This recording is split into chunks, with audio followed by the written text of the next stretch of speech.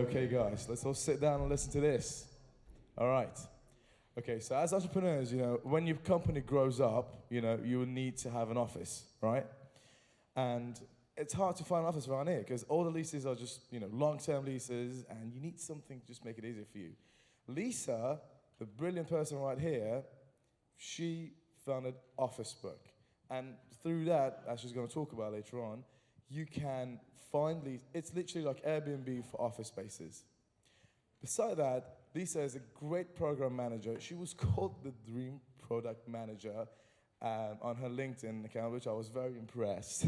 And she also managed programs with Microsoft and Whole Foods Market. So without further ado, let's just say, you rock to her and get it started. 1, 2, 3, you rock! Thank you. It's such a joy to speak to the fresh batch of entrepreneurs, especially those who are dreamers and builders and movers and shakers, people like me.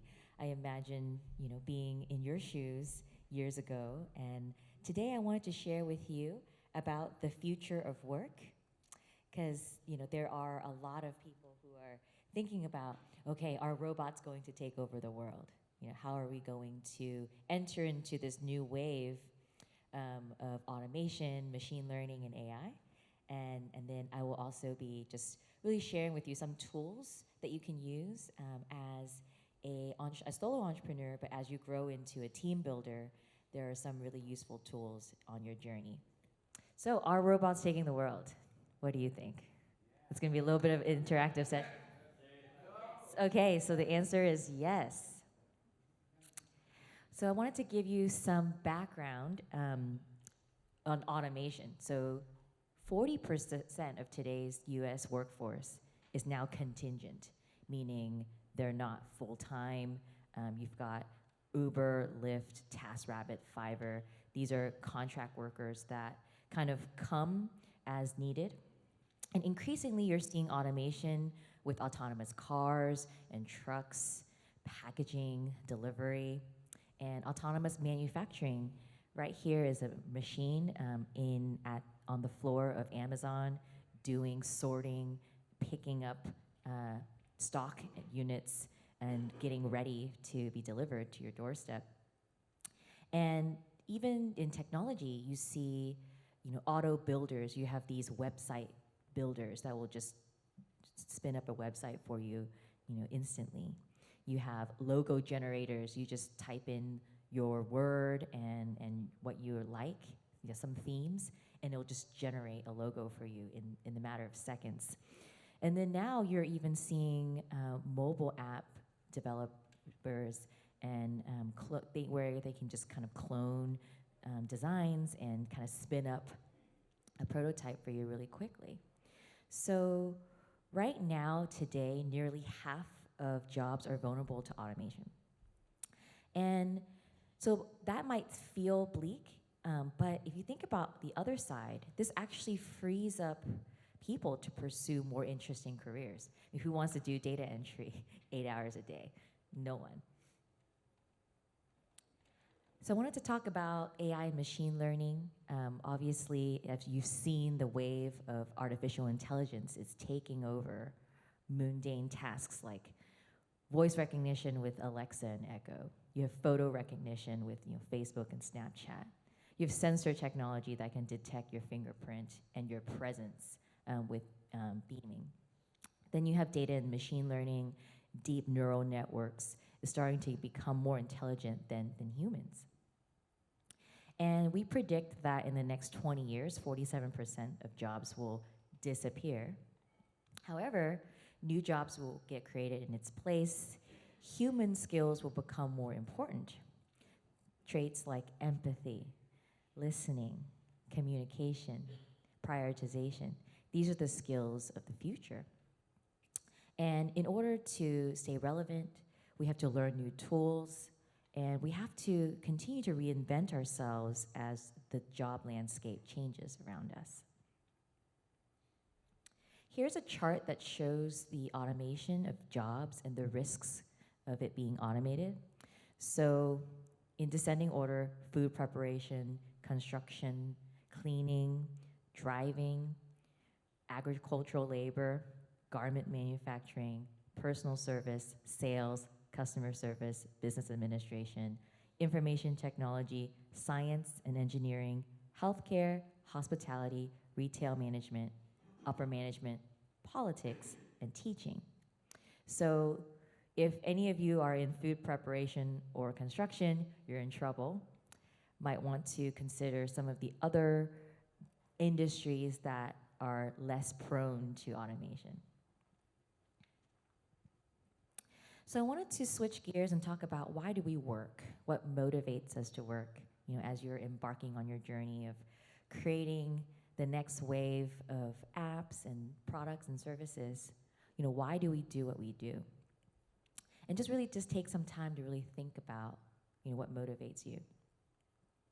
So first, there's the personal impact. Why do we work? Is it for financial freedom? Is it for the challenge? Is it for the joy of it? Is it the team and the people we're working with? There are many reasons. And as you really think about it, how does work fit into our lives? And I think it's really important to, at this stage, really decide what's important to you, because when you embark and dive into a startup and go into the entrepreneurial journey, sometimes you can really lose some of the values and the things that you really treasure in your life. And it's also really important to know, how does it contribute to your career growth? As you are either joining a startup or starting a startup, how does that going to impact your current goals and your future goals? And like we talked about, staying relevant, how do we stay current in our skills?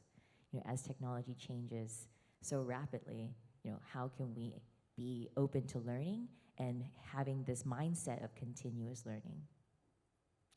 And is what you're doing giving you meaning and purpose? That's something that a lot of times we get so busy we don't even think about it. But it's really just, are you going to be waking up, being excited and have joy in what you're doing?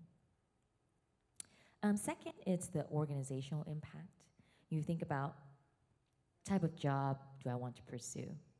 What type of industries do I want to work in? Do I want to disrupt an industry? Do I want to contribute to a new industry? Or do I want to improve a current industry that's broken? And really think about, what roles do people versus machines play? Like we talked about, are robots taking the world? Well, how can we be the ones that are programming the robots to make our lives easier? How can we make them do the mundane tasks so that we can pursue the more interesting and challenges? And how do we leverage contingent workers?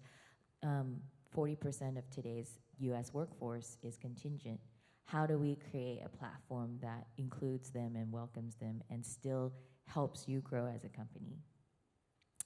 And how do you refine jobs as software and automation becomes more powerful?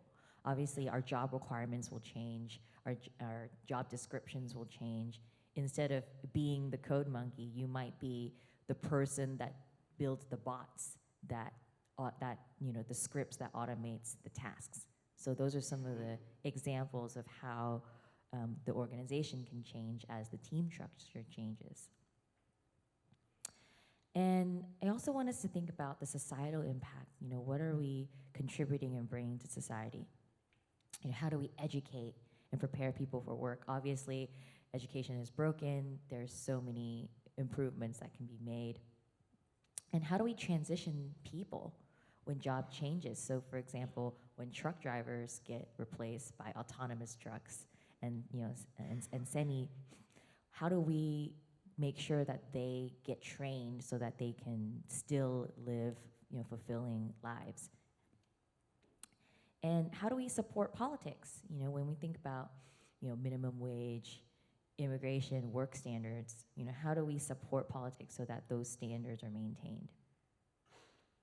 And as we're building our companies, how do we fix economic problems like income inequality, gender discrimination, unemployment?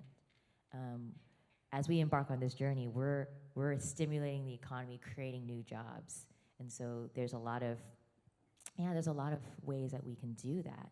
but how do we make sure that we do it in a way that's fair and equal? And there's also this burning question, should we adopt a basic universal income, as robots are quote unquote taking the world?